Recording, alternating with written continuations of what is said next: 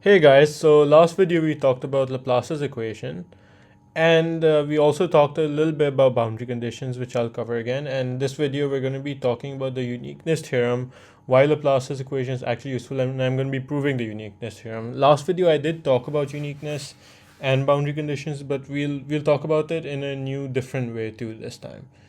So starting off, right, we have Laplace's equation. This governs any situation where a region of space has zero charge. And I said in the last video that we can use this equation along with some tricks to find a lot of solutions to some electrostatic setups that you might not be able to solve with traditional methods. Now, just to take a side tangent, consider F equals ma, okay? Force is equals to mass times acceleration, but I'm not going to write acceleration as a, I'm just going to write it like d square x dt square. This is some position. Now the thing is, how would you solve this in a traditional setup? Well, this equation actually is going to give you infinite solutions. There can be infinite values for f depending on the infinite values you can take for m and for d square x dt square, right? But in a physics problem, we still end up solving this equation with infinite solutions. The way we do that is we specify conditions on this equation.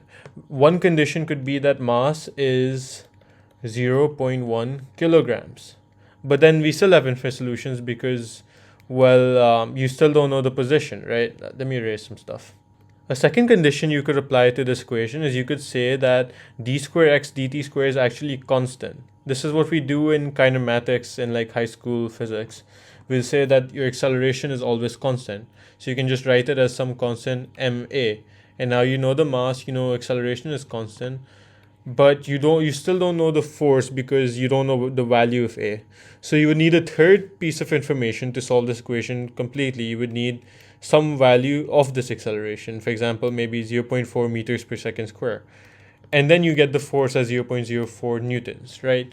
So you needed three pieces of information to make this equation, which normally would have infinite possible solutions, into an equation with one exact solution.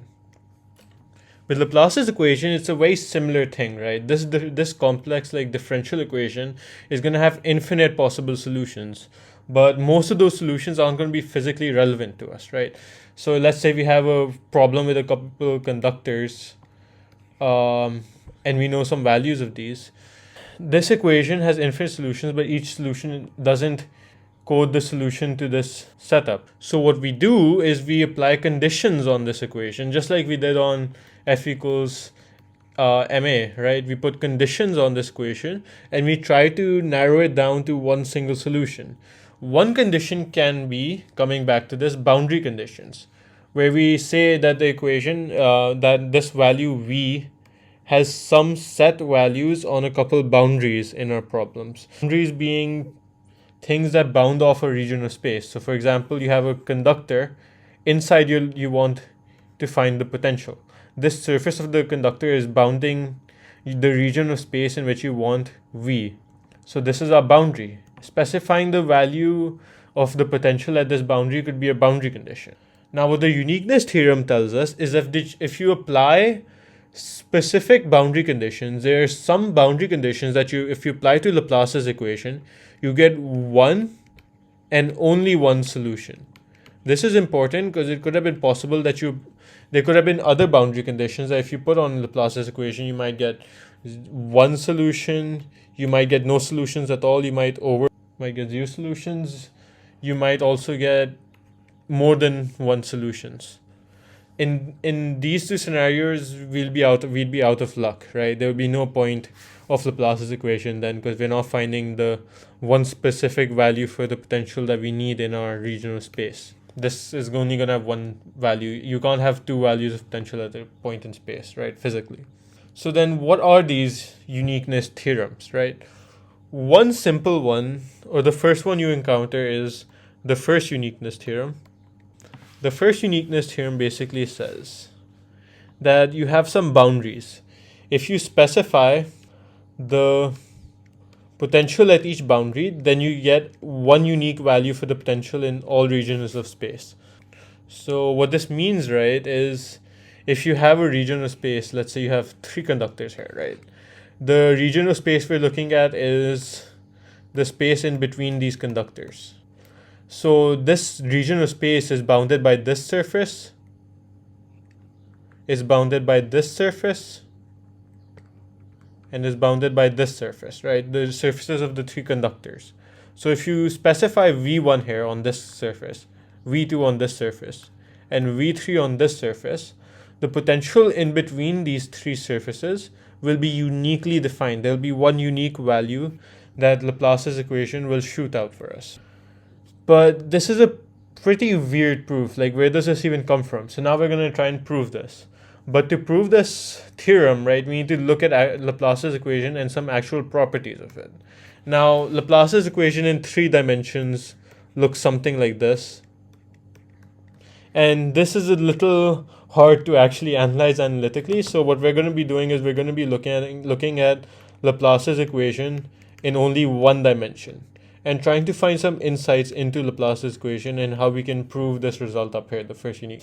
Now, if you differentiate, this is equal to 0. So if you differentiate on both sides once, you get that dv dx is just equal to some constant, right? Let's call it m. And if you differentiate again, you get v is just equals to some mx plus another constant c. This is the equation of a straight line. So Laplace's equation in 1 dimension just gives you a straight line. Let's plot it here. You have some arbitrary straight line here in this xy plane. There's 2 important properties of this linear graph that are very important to us for our proof. That is, okay, look at 2 points on this graph, right? Look at the line in between these points. You can think of these 2 points as our sort of boundaries. Here we had a 3D problem, right? We had conductors in 3D space, so your boundaries were, well, surfaces, 3D surfaces. In 1 dimension, the analog of a boundary is just 2 points bounding the line, right? The first property that you can analyze from this is that if you take any point on this line and you go some distance x in the right direction and you take the v value here, let's call this v1, v2, and you go the same distance in the left direction and you take this v1. It's a very common property of linear graphs that if a point is exactly in between 2 other points on the line, so that means that it's an equal distance x from this and equal distance x from this. That means that the y value or the height of this point is also the average of these 2 points. Essentially, you have that, let's call the middle one Vm. You essentially have that Vm is just V1 plus V2 over 2. This middle value is the average of these 2, V1 and V2. And the crazy thing is that this translates over to 3 dimensions. If you look at Laplace's equation in actual 3 dimensions, this boy over here, then this property that a potential value is the average of all the potential values some distance away from it still holds. In 3 dimensions, though, you don't really have lines and points. The boundary will be a 3D shape, right? A sphere. So if you take a point in space and you draw a sphere around it, the v value in here, Vm, will be the average of the v values over this whole sphere. And this is going to be really important to our proof. Now, I'm not going to provide a proof for why this applies in 3 dimensions as well, why it translates from 1D to 3D, because this is a physics video. I don't want to go too far into the math, and to be honest, I don't actually know how to prove this myself either. But this is going to be really important to us soon. Another important thing, and actually it's not really a new conclusion. This actually comes from this fact that the potential is the average of all the potentials some distance away, right? Look at another line now. Since we have that the potential at any point, the v value will be the average of all the points around it, that actually means that we can't have any local minimums or maximums in our potential graph. The reason for that is that, let's say this was a maximum. I said that this was the maximum value that v reaches on this line. Well, that doesn't make. Firstly, you can obviously see that this isn't the maximum. The line goes on infinitely along both directions, but you can't use that piece of physical intuition on 3D, which we're going to move to soon. So I could rebuke the fact that no, this is not the maximum value v takes on this graph. There are other maximum values like this, like this, like this over here. And the proof for that is this theorem up here, that the v value is the average of the points around it. Because I could say that this v value is just the average of this point over here and this point over here. And the fact is that if this is the biggest value we can take, this is v max, then both of these values, let's say v2 and v1 and v2 would have to be smaller than v max, because v max is the maximum. And if they're smaller than Vmax, then V1 plus the average of V1 plus V2 can obviously not equals to Vmax, because every point around Vmax is going to be smaller than Vmax. And the same holds for minimums. So if we said that some value on this line was a minimum, then this minimum would be less than V1, V2. So V1 and V2 would be greater than it at any point in time. So this average would necessarily be greater than Vmin, because every single value you can put into this equation, this average would be bigger than V minimum.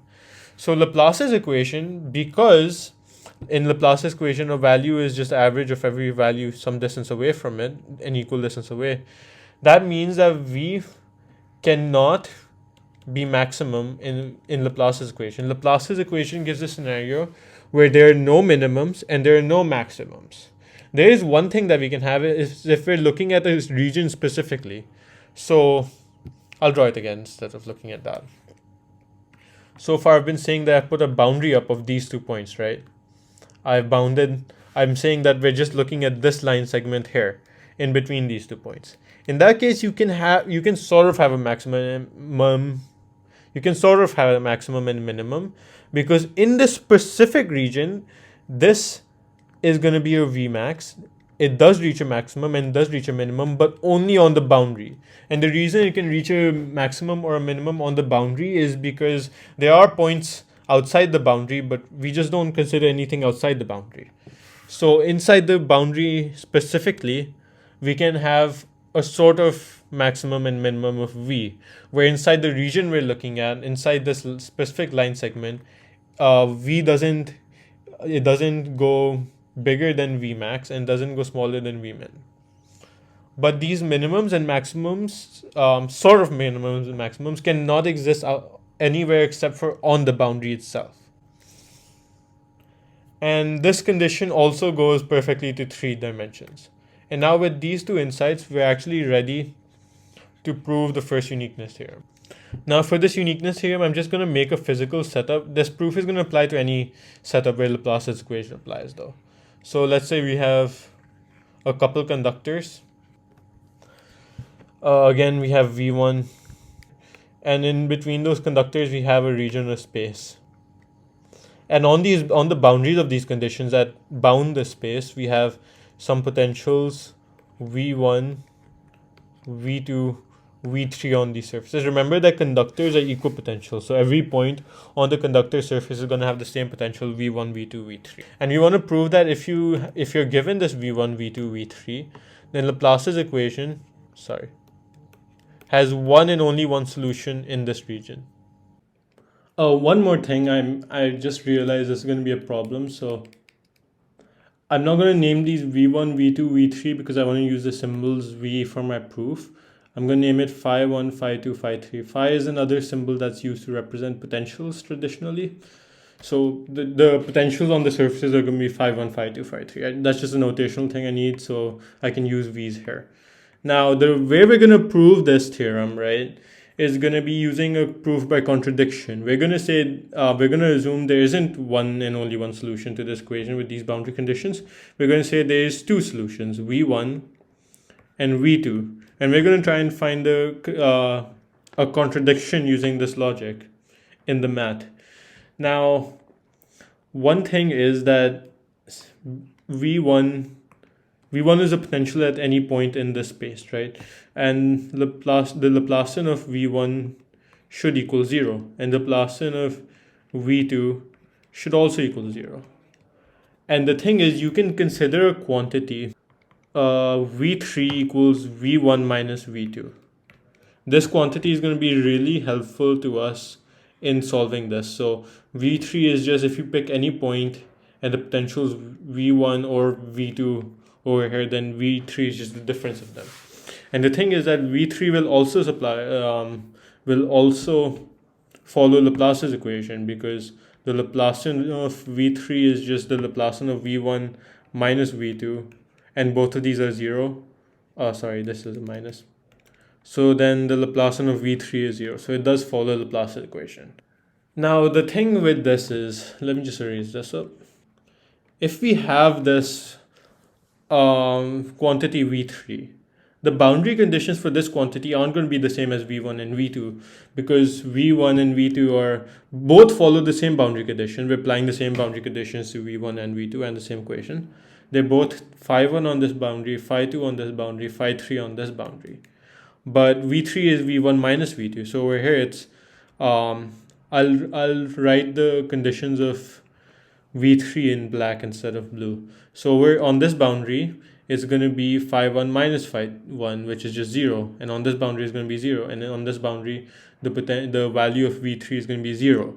So the boundary conditions of V3 are actually 0 at all three of our boundaries. That's important because let's select a point again.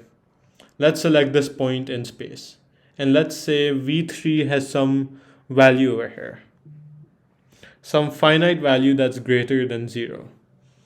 Let's just call it V3. Now the thing is, over here we can prove that this V3 is actually also 0. The reason for that is, what I've said is, these three boundaries have a value for V3 of 0. And this region of space has some finite value for V3. But then that means that if this region has some value, if this point of space has some value, that means that some other region of space is going to have some maximum, because or some minimum, because the potential is 0 at the boundaries and it's finite in other places in space. So that means there's a maximum or a minimum in these regions of space that occur outside of the boundaries. The boundaries, because we considered earlier that the maximum and minimum can only be on these boundaries, not in the actual region we're considering. But if we have a bunch of points with some finite values, right, that means that these finite values are either greater than 0 or they're less than 0. They're either greater than or less than the values at the boundaries. So there's going to be some Vmax or even some Vmin in some region of space, which is a contradiction. And the only way we can fix this contradiction is if at every point in space, V3 is simply 0. So if you pick this point in space, V3 is equal to 0. This point, V3 is equal to 0. V3 is equal to 0. Because if V3 is 0 everywhere, that means these values at the boundaries are still maximums and minimums, because V3 doesn't exceed this anywhere and it doesn't fall under 0 anywhere. So we have a fundamental thing that this quantity V3 is simply going to be 0. And this is important because remember, what is V3? V3 is just V1 minus V2. So V1 minus V2 is equals to 0. And that leads us to the fact that, I'm going to put this in blue, V1 is equals to V2. And remember that V1 and V2 were just arbitrary potentials we took. We just said V1 and V2 are two potentials in any region of space that follow these boundary conditions, phi1, phi2, phi3, and follow Laplace's equation. And from that, we find that V1 is equals to V2, which can only mean that there's only one solution to Laplace's equation with these boundary conditions. Because any other solution you pick, if you say there's a second solution, that solution just equals this solution at every point in space. So this equation with the boundary condition of specifying the potential at every boundary gives you a unique value for the potential at every region of space, a unique solution of Laplace's equation. And that was our proof. You can actually extend this proof a little further, because we were looking at Laplace's equation applying, right? For Laplace's equation, you have zero charge density at every region of space. But we can actually look at a setup where we have conductors with the same condition we specified the potential. But we can even say that in between these conductors, in this space in between the conductors, there's some local charge density, some function of x, y, z, whatever. And even if we have a charge density, which is, by the way, not Laplace's equation anymore, because remember that we had the equation that the Laplacian of potential is generally the negative of the rho density, or negative of the charge density, sorry, over epsilon naught, right? So generally, this equation is called Poisson's equation. And when we say that charge density is zero at every point in space, then you get Laplace equation. But even with Poisson's equation, you can actually find the same uniqueness theorem, because let's say that Poisson's equation, along with the boundary conditions that phi 1, phi 2, phi 3 gives the possible potentials V1 and V2.